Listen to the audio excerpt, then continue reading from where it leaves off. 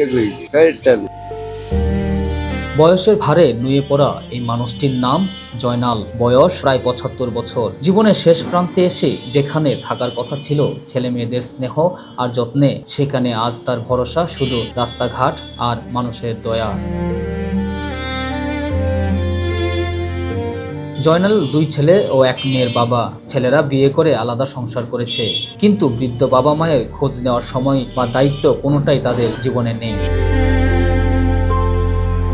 নিজে অসুস্থ, স্ত্রীও দীর্ঘদিন ধরে রোগে ভুগছেন। থাকার কোনো জায়গা না থাকায় বাধ্য হয়ে মেয়ের ঘরে আশ্রয় নিয়েছেন, কিন্তু মেয়ের সংসারও অভাবের, তাই দুবেলা খাবার জোটানোই সেখানে কঠিন। পেটের তাগিদে তাই প্রতিদিনই রাস্তায় নামতে হয় জয়নালকে। লাঠিতে ভর দিয়ে কাপা হাতে মানুষের কাছে সাহায্য চান তিনি। যেদিন মানুষ দয়া করে সেদিন ভাত ছুটে, না হলে না খেয়েই কাটে রাত। সন্তান থাকা সত্ত্বেও আজ ভিক্ষায় তার একমাত্র ভরসা। ছেলে ওই যে কইছিটা ছেলে খাওয়ান দেয় না, হেরাই দেখি চাই মাছ ধরে। আমি মধ্যে মধ্যে যাই আবার আয়া করি।